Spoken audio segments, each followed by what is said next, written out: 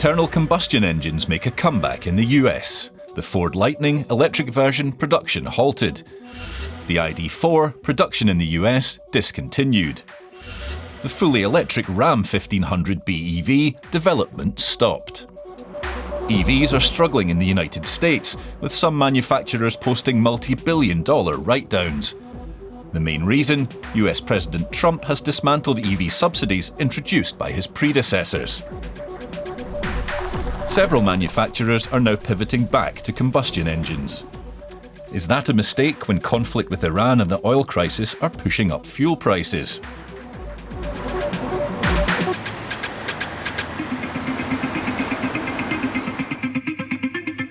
In 2025, the US was the world's second largest car market, with nearly 13 million vehicles sold, well behind China.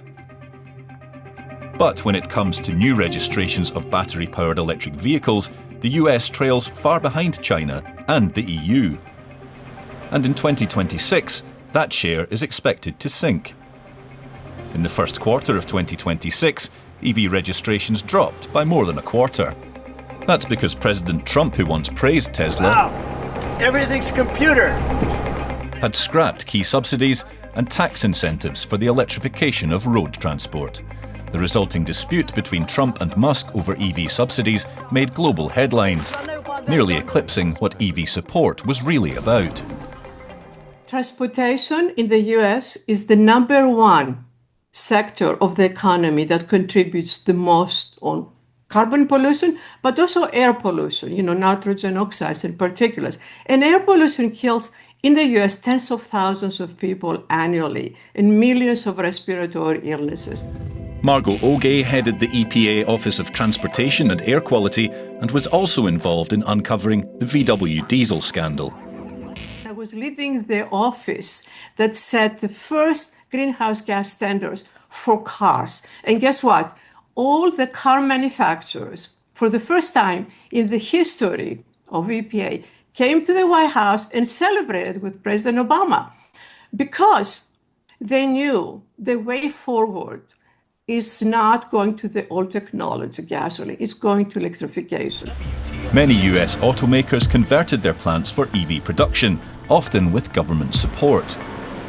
Trump's predecessor, President Biden's Inflation Reduction Act alone allocated more than $12 billion to expand EV adoption in the US. That included the development of charging infrastructure. There were also tax credits of up to $7,500 to offset the higher cost of EVs, originally aimed at lower-income households, but... I don't know if you're familiar with the leasing loophole. Stephanie Valdez-Streety works for Cox Automotive, a company that provides digital marketing solutions for around 40,000 car dealers worldwide. We have the commercial EV credit, which from 2023 to 2025, about 1.4 million EVs were leased. And it's because there were no requirements to get that $7,500 off the cost of the vehicle. And so that really was an attractive selling tool for the dealers, but also for the consumers, very attractive. But resentment at Biden's EV subsidies grew among Republicans. Some saw it as a waste of taxpayer money. If electric vehicles are so swell, how come we have to pay people to drive them? One answer: to promote innovation, a proven approach also used in competing markets like Europe and China. There's a phase of new technology that's very difficult, which is you have an idea, you have a technology, it's potentially competitive, but you need scale for it in order to become actually competitive. Pier Paolo Casola has worked for the UN, the IEA and the European Commission, among others. You need to help catalyze that change. And so we are in a phase, I think, especially in Western countries that are still behind China in terms of the EV transition. And the policy is essentially innovation policy that helps bridging the barriers that we still have. Under Trump, support for the new technology has come to an end. He made it clear during the campaign that he's not a fan of electric cars. They don't go far. They cost a fortune. Several manufacturers in the US are now returning to combustion engines. If an automaker is going to, let's say, react to every change in policy, it's not going to work. It's going to be a little bit like the dog chasing the tail. You always try to always try to get it, but you can't. Pedro Pacheco analyses the automotive and smart mobility sectors for the consultancy firm Gartner. The key message from my side is that the world we live today is quite unstable. If you see what has been happening recently, there's been so many shifts in terms of policies, geopolitics, key events. So what this means is that an automaker, in order to face the current situation of unpredictability, because unpredictability is really the word, you need to define a course and stick to that course. How sustainable is this strategy in the long term? How do global companies decide, especially those that don't produce solely for the US market? Volkswagen, for example, delivered 4.73 million vehicles worldwide in 2025. Most went to China and the EU. North America, the US and Canada combined, made up only a small fraction. Yet in the US, Europe's largest automaker is now betting on combustion engines, a major U-turn. Just a few years ago, Volkswagen invested $800 million to convert its Tennessee plant for EV production, also with government support. But the ID.4 is no longer being produced there. And Volkswagen must write off €500 million. Volkswagen told DW, "We remain fully committed to electrification as a long-term goal in the US, but we've had to adjust production based on demand. Electrification moves at the pace of the customer and the infrastructure." But this shift risks losing ground in the EV sector. If they take that product out, it gives other manufacturers the opportunity to continue to gain market share and brand equity. So that's the risk, right? What about other international manufacturers? Kia sold more electric vehicles, bucking the market trend. And our electrified models overall are up 30%. And it's ready to present a new model at the New York Auto Show. Honda is increasingly relying on hybrids.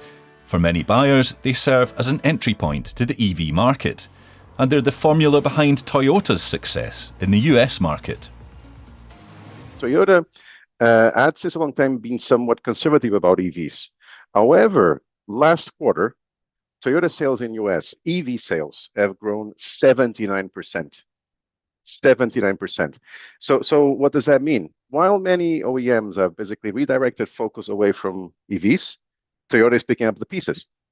And thanks to that, and thanks to the fact that they are actually increasing focus on EVs, they are now picking up the market share of their competitors.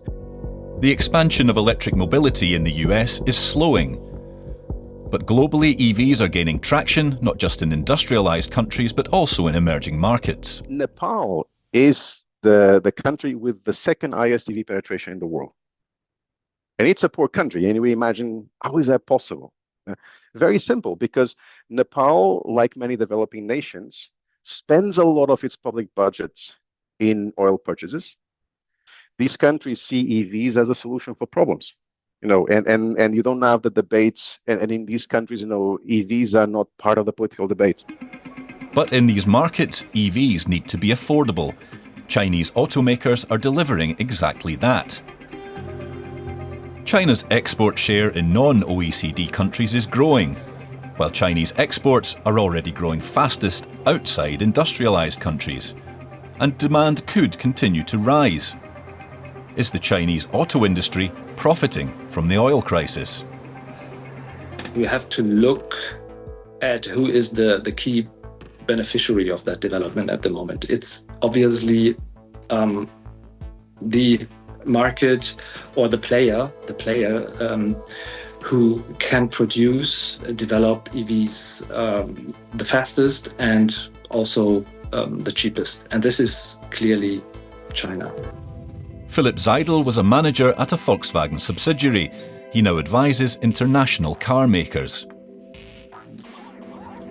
We very often think mainly about Europe and the North American market, but we also have to see that the biggest impact perhaps is on the rest of world markets in Asia, Southeast Asia, and in Africa and Latin America, because there the price shocks in fossil fuels have a high impact. And on the other hand, the Chinese manufacturers are very well positioned there and have a very high market share already. So on these markets, I think the effect is even bigger. And the US? It's not facing supply shortages, but fuel prices have still risen significantly. The gas prices in the last few months have been crazy. Dang, we really should have probably gone the electric route, like when we had the chance. I save a lot of money when it comes to charging the vehicle, with the gas prices being high. Electrification rollout varies widely across US states. Leading the way is California, where roughly 1 in 3 newly registered electric cars in the US is on the road. The state is also promoting electric vehicles through strict regulatory policies. California Governor Gavin Newsom is an opponent of Donald Trump, and Trump has moved to curb California's EV policy. He has also moved to invalidate the so-called endangerment finding. Put simply, the finding that carbon dioxide emissions endanger public health. EPA developed what is called the endangerment finding. It's a complicated word, but what it really means is that EPA collected all the scientific data at the time that clearly indicated that burning fossil fuels impacts climate, impacts public health, impacts every corner of the planet. And that was the document. Trump and the current head of the EPA see things very differently. They want to cut costs through deregulation. The endangerment finding and the regulations that were based on it didn't just regulate emissions. It regulated and targeted the American dream. And now the endangerment finding is hereby eliminated. The endangerment finding is considered the legal basis of US climate policy. Is the abolition unconstitutional? 24 US states have jointly filed a lawsuit. What are their chances before the Supreme Court? I mean, clearly we know that it's not the same Supreme Court now that was in 2007 that made that decision. But also we know that the science on climate change, it's stronger than it was in 2009. Climate change is not a hoax. There is not uncertainty, as EPA is claiming. There is actually more certainty now that climate change and carbon pollution, impacts public health and the environment across the globe. But if the US state's lawsuit succeeds, the landscape could shift again. The conclusion, the US car market is decoupling from the global shift towards electric vehicles. But for how long? Well, I must say that the situation in US is quite unpredictable. I'm absolutely confident that EVs will win that market. The question is when. So basically, it's about the growth curve for EVs, if it's going to be a very steep curve or if it's going to be a very slow-growing curve. And there's many factors associated with that. One factor could be fuel prices, and Trump voters also pay more at the gas pump. The topic has been the gas prices, right? We're not going to see a complete, behavior buying EVs immediately, but I think it changes the conversation and it changes consideration. So was the US shift away from EV subsidies a mistake? Globally, the share of EVs continues to rise, especially in Asia. Incidentally, Tesla, the US pioneer of electric mobility, now sells most of its cars in China. What do you think? Can Trump really halt the shift towards electric mobility? And how might the US Supreme Court shape future climate policy? Let us know in the comments.